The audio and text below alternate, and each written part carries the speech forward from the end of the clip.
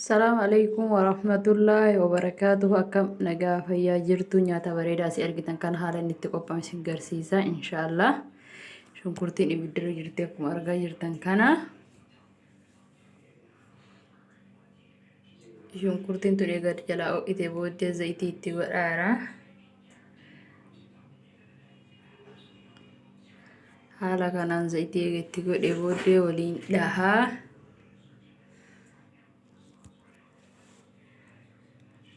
Aku argartan barbare itti godhadhe. Barbare kana maanka shaayii lamatu itti godhee ittiin baay'ifnee ijoollee waan jirtuuf.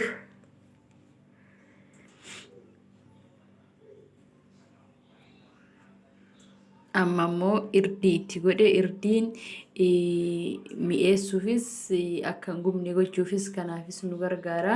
Salsaafis fal'aana tokko itti godheera. Timaatimii itti godhadheera.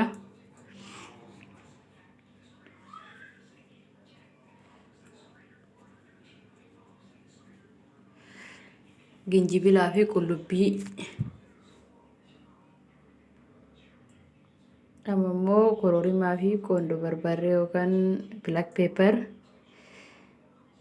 wanta barbaadamu hundaa itti godhee jira. Akkanattiin barbareen kun haga nyaatu itti qadaadee amma kunoo kana fakkaataa. Akkuma argaa jirtan kana.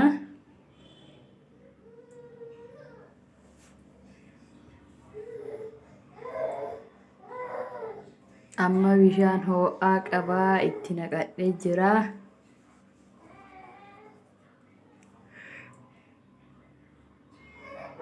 Bishaan ho'aa kana itti naqee haga barbaree shunkurtii wanni hundi nyaatu takka itti qadaadee tursiisa.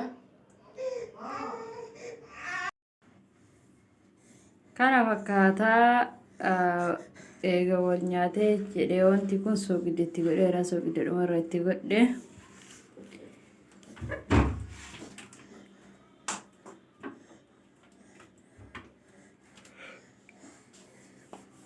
Amma haala kanaan eegeenyi akkana wal nyaatee barbareenis gubattee akkana waan gubne taate nyaata hojjechuuf deemu itti naquu hedaa.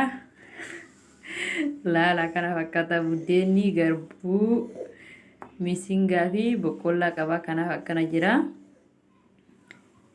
Laaffisoo hojjechuuf hin deema. Laaffisoo jennaan ulbatan se'in agaruu buddeena firfiriidha. Firfirii isa jedhamu sanii. Nuti laaffisoo jennaani akkanatti hojjetadhee haala kanaani nyaata yeroo daddafii keessan nama dhaqqabu baay'ee salphaa isa ta'ee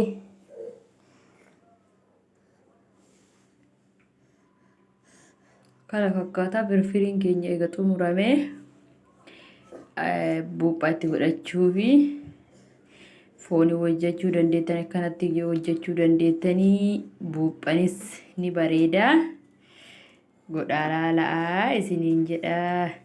Mana quufaa jajjabeessaa sheer godhaa. Isinitti toleenna laayik koomentii kennaa. Na cinaa dhaabbadha isiniin jedha. Obboleewwan kiyya galatooma. Salaamu alaikum.